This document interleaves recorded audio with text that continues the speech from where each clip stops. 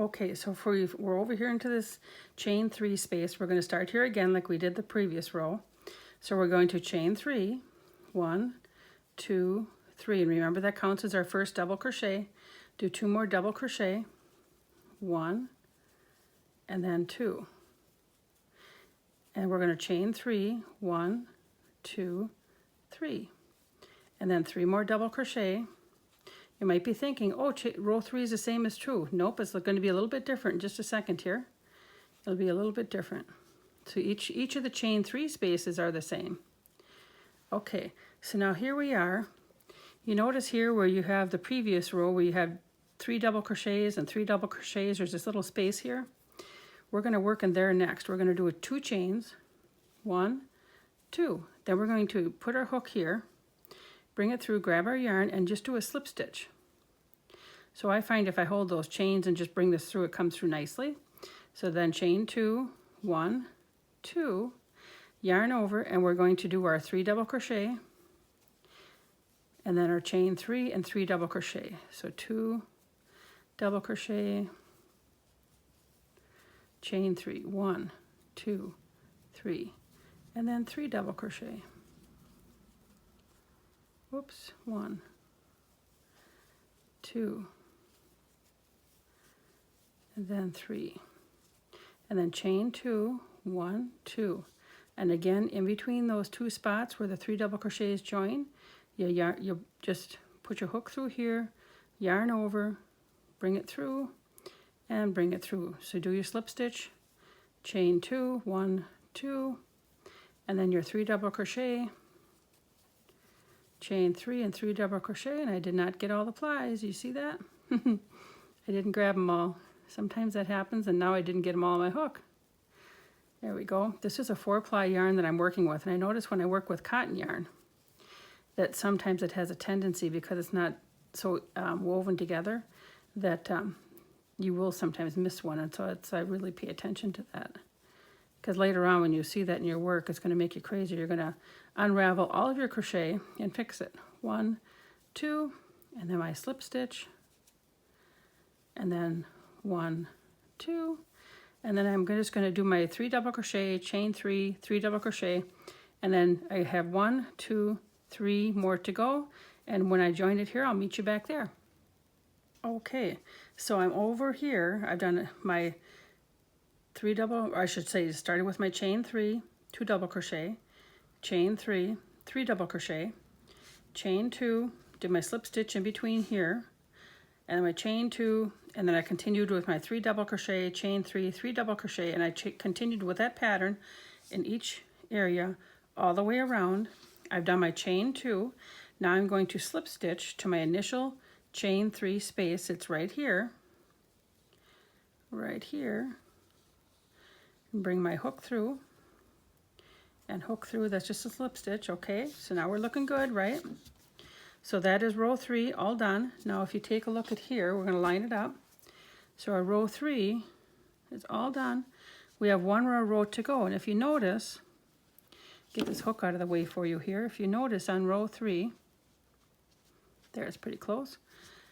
Right here we have our little chains. So now we're going to end up working in between those chain 2 spaces. We're going to add that in as well. And then when we do our chain 3 on each star point, it's going to be or I should say our double crochet, rather than double crochet, chain 3 double crochets, and we're going to do the 3 double crochet, chain 2, 3 double crochet. So we'll continue on with 4 here. So I'm going to slip stitch over to the corner where we do our chain 3s. So slip stitch 1, slip stitch 2, slip stitch 3, and we are ready to go. So this very first time we're going to do our normal chain 3 that we've been doing. 1, 2, 3. Okay, now 2 more double crochet, and then 2. Now this time again we're going to do a chain 2, not chain 3, only chain 2, because we don't have to have any more stitches in there, and I didn't want that big of a loop on the end of it. We could have, if you wanted a bigger loop, you certainly could have chain 3. It's not going to hurt anything. It's just going to have a little bit of a different look. And after I get the snowflake done, I'll talk to you about another variation I thought about doing when I did it, but I think unless I starch these and lay them flat and get them all pinned down, I think that they wouldn't keep shape if I did it. So now the next part here, so I've done my last 3 double crochet. So what I'm going to do is, so here is the chain, the 3 double crochet from the previous, so we're going to skip over those. Here is those chain 2. We're going to single crochet in the first chain 2. Just put your hook right in that hole that's there, and then we're going to single crochet. Then chain 4. Here we go, 1, 2, 3, 4. Now we're going to single crochet back over in this chain 2 space right here. Here we go. And then continue to double crochet, and we're going to do our 3 double crochet, chain 2, 3 double crochet. Now I must say, as you're working this, it does tend to look like it wants to curl up a little bit on the ends, but it flattens out really nicely. That way it's not too loose, the stitches. So our chain 2 and then our 3 double crochet. Here we go, 1, 2, 3, and then single crochet in that chain 2 space, 1, and then chain 4, 1, 2, 3, 4, and then single crochet here, and then double crochet in the previous row chain 3 space, 1, 2, 3, chain 2, and then 3 again, 1, 2, 3. I'm going to finish this up, and when I get to the other side to join it, I will join you back. Okay, I have just about finished round 4. Now I have left it scrunched up like this on purpose, because when you're working on this, this is how it's going to look, and I don't want you to be thinking, oh my gosh, there's something wrong with my, because there's not.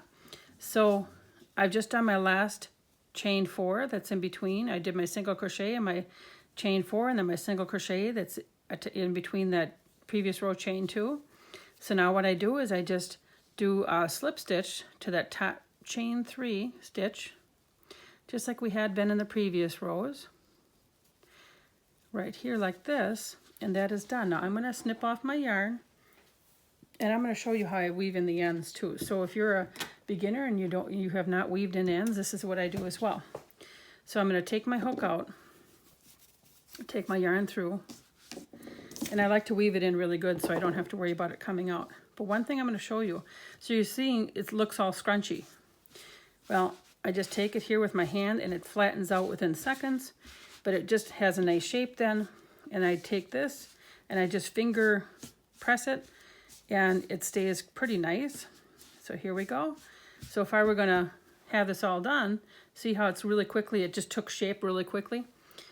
All right, so now I'm going to show you how I do my weaving into my yarn ends. Now remember when we did the magic circle, we crocheted around this end? Well, even though it's pretty secure, that can still come out. So I'm going to weave my little yarn hook here. I want to pull this a little bit tighter. I like my center just a little bit tighter if I can get it. So this is the direction that the yarn is going. So I'll take I'll insert my yarn and have it go up into one of those other loops on purpose, just because then it can't pull out. And I go back through here, and I'll put it back down another loop, and then I'll bring it back through some of the loops that it was in, and then I'll bring it up another loop. And I have never had a problem with this coming out when I'm working in the round like this. I think it keeps it in pretty securely for me. At least I have not had any problems. And then back through it goes. That part is done. And I have one more that I have to weave in, and I'll show you that. So we're going to snip this off. That one's done. And then we're going to quick do this other one. See, it's curling up as I'm working with it again because my hands were scrunching it, but it will flatten out really pretty, and it'll look very nice on your counters and on your end tables, and pretty for the holidays. And what I like about the snowflakes is that it's going to last through, if you have a nice cold winter like what we have in Wisconsin, it's going to last the whole 3-4 months or however long your winter lasts, and not just through the holidays. But you notice I'm just starting to weave in my ends here, and sewing them through, you know, a couple different directions. I actually am gonna, there we go. I've gone up over here and I've gone down. Now I'm gonna go underneath some of these other yarn here and over to here, because it just doesn't feel, it feels a little bit loose yet. So I'm going over that way.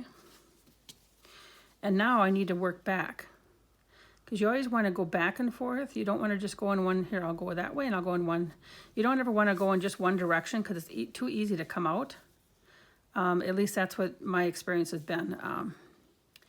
I just like to weave it back and forth a little bit. And I used to just try and do this with a hook, but it just does not seem to do the same job that a yarn needle will do. This, you can get into nice tight little spaces.